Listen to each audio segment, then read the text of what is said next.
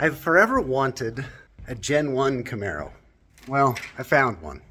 And I got exactly what I wanted because it's just a rolling chassis. What I really want to do is put an LS3 engine into a Gen 1 Camaro. Well, I had this brilliant idea that instead of buying an engine, either new crate engine or even an engine out of a salvage car, that I would just go find a Gen 5 Camaro and use that engine, transmission, use the radiator, use the interior to the extent that I can, and put all of that into the Gen 1 Camaro. I found one. The car is generally in good shape, and aside from maybe a little, I don't know, buff out the bodywork kind of a problem, it's good to go. I came into this feeling like maybe the sun had faded the hood, or maybe it had been replaced with a faded hood, or I don't know what. But if you look a little more closely, you'll notice right here where it's been disrupted, that's not paint, that's wrap. So why is the hood wrapped? When I first looked at the steering wheel, I thought, dang, that leather looks like it's a little sun damaged as well. Nope, that's a suede steering wheel. Same thing applies for the shift knob right here. Those of you who know Camaros, and the 5th gen in particular, may be picking up on what I'm putting down already. This is a 1LE package. The 2SS 1LE comes with different wheels. We've got 11-inch wide on the rear, 10-inch wide on the front, 20-inch diameter. The Z28 suspension, the suede steering wheel and shifter, the special, unique, whatever we want to call it, matte black spoiler, wrap on the hood. Not only is this car the 2SS, it's also the 1LE. It's tight. It's only got 45,000 miles on it. I don't know what engine work has been done to it, but it is clear that there is a set of aftermarket exhaust headers on here. The exhaust from there on out is clearly modified as well, with what appears to be Borla mufflers and an X-pipe. And the sound, the sound is just about enough to make me wet myself, which would sound great in a 68 Camaro as well. So, you know, that works either way. So here I have a car that's arguably at least somewhat unique. It's tight, it's clean, and at this point all it's got is some body damage on the passenger side. What do? Do I have the heart to tear this apart? I don't think so.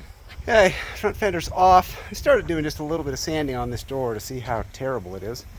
And it's not bad. There was an unforeseen, I would say, misshapen area right in there. The rest of it is anticipated, but it's very manageable. So we can get that taken care of. New fender should be here today. I'm hoping to salvage that front bumper. It's got some broken plastic pieces, but I think it'll be all right. Here's the plan. What I'm going to do is get the car in a state where it's road legal and license and register it. That'll give me a year to drive it around and play with it, which time I probably need to get just the chassis and the metal work done on the Gen 1 car. And at the end of the year, I guess I can decide. I got 3 options. Plan A, you tear this car apart and use it to build out the Gen 1. Plan B, you keep this car, drive it, and find a different drivetrain for the Gen 1. Or Plan C, you sell this car and use the proceeds to fund the build out of the Resto Mod Gen 1. I don't know, but it gives us some time.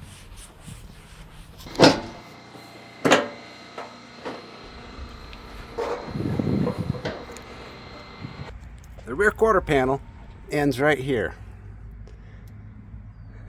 That part's easy to get from a salvage yard. I might also be able to get this part as well, but I don't know exactly where the cut would be and what pieces would come with it. So I thought I would try to do at least a little bit of straightening. All right, so the plan now is I've welded this pipe in here. That'll give me something to grab onto. Whatever was hit left quite the indentation right there. That piece of pipe fit in there just perfectly, so I've welded it in place. Now what I'm going to do is find something to string through there and then pull on it and see what happens.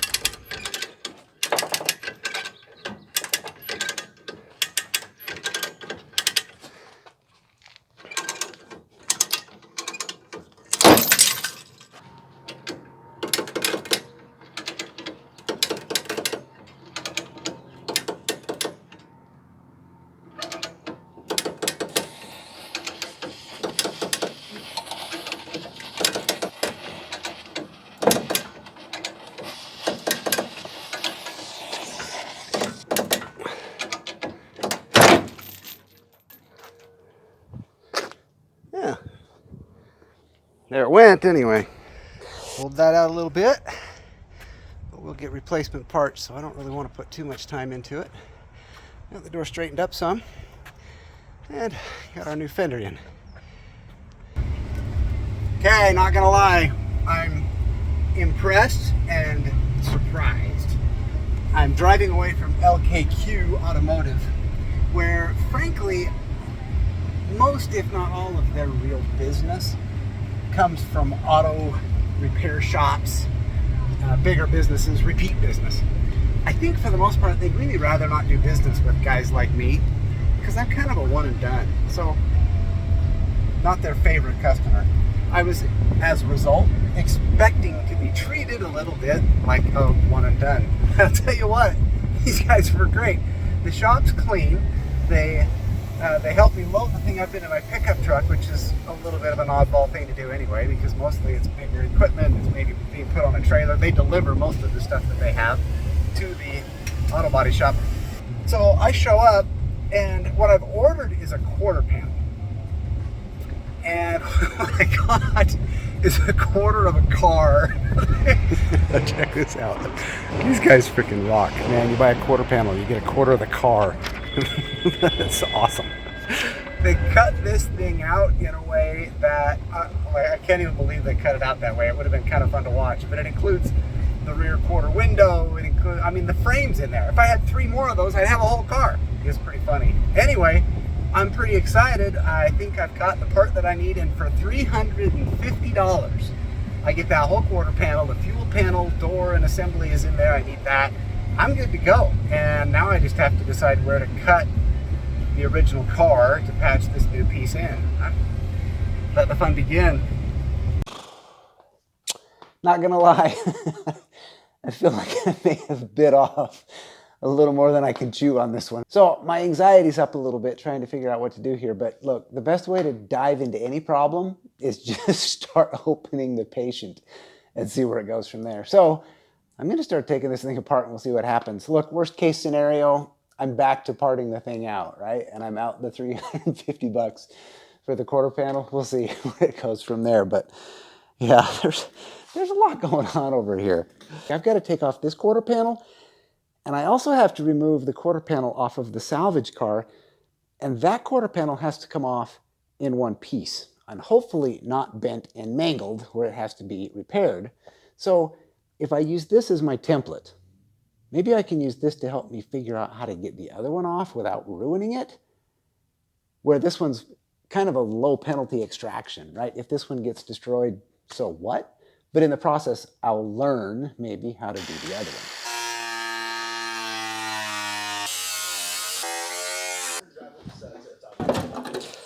Well, it has begun.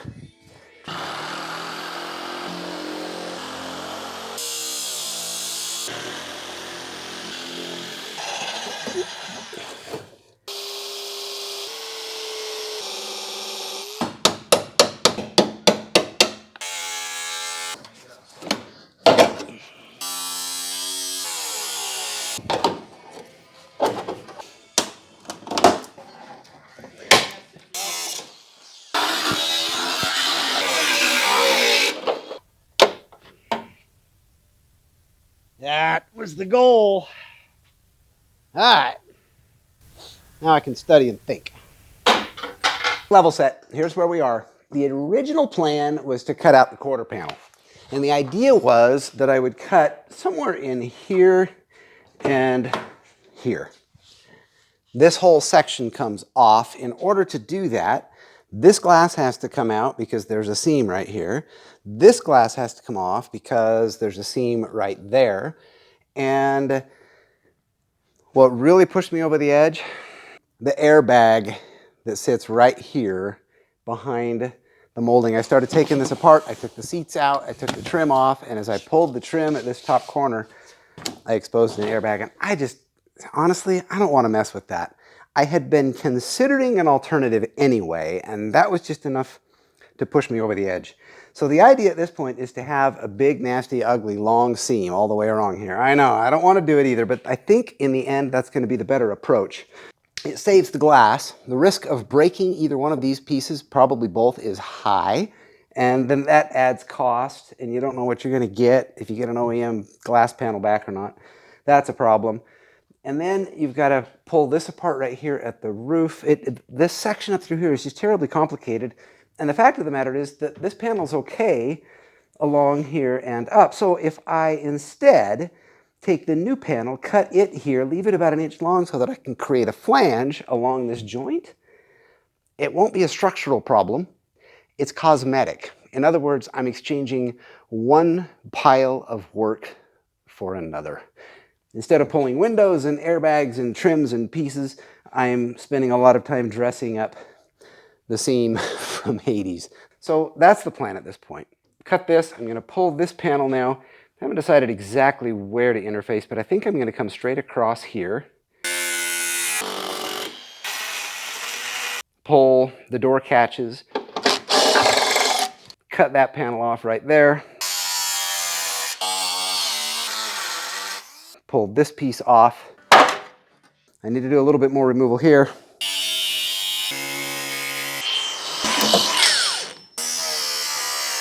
I suspect I'll end up cutting more over here, but I think I'm going to go get the pieces off the salvage car now so that I know where things might best line up.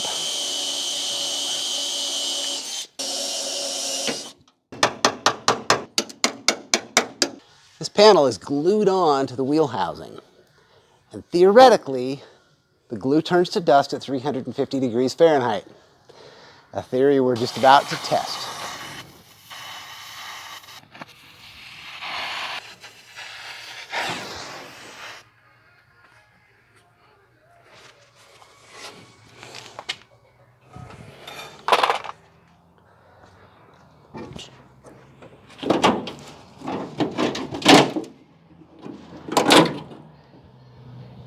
I think that confirms the theory.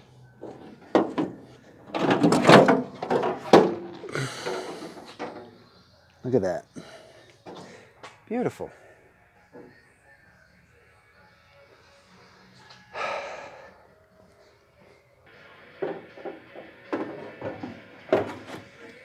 Well, not bad for starters, but we're really not ready to put that on yet. What we need to do is get the pieces on here, and I think I'm going to have to swap out at least a piece of the wheel housing back here. It's pretty beat up. So we'll set this to the side and attack those.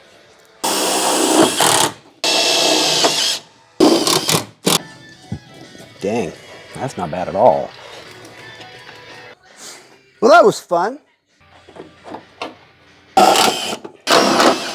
All of a sudden, this is kind of fun. It's like a jigsaw puzzle and you can make your own pieces.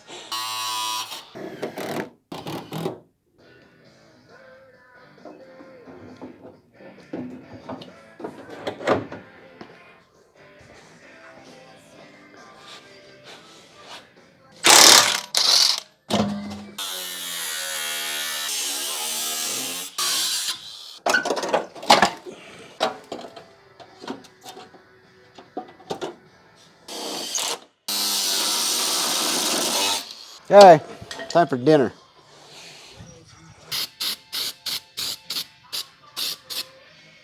I'm quite thrilled with where we are, and kind of surprisingly so. It really turned into a lot of fun. It went from high anxiety to a jigsaw puzzle that I get to carve out my own pieces. I've got a little bit patched in here. This is kind of unique. This is a panel in its entirety. It's clamped and screwed into place. And then I had to cut a chunk of wheel housing out of the salvage quarter car. Everything's in place. I've got some weld-through primer pumped into all the joints, and it's time to tack some things together.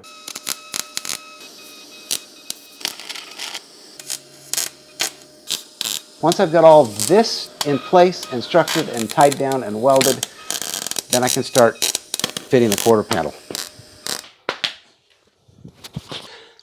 Had to go get a brewski. The plan here is to have a couple of defined anchor points. One of them is the rear corner, where this panel is still fully intact.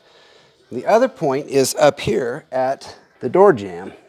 Having this in place will allow me to clamp it so that as I move it, it will stay where I want it to be. The end goal is to get us to a point where we can just run the grinder at a 45-degree angle. I had thought about a flange weld through here. Coming down off of that idea, I'm a little bit worried that since this is a cosmetic thing, that having the metals overlapping might result in some strangeness. So I'm probably headed back to a butt weld.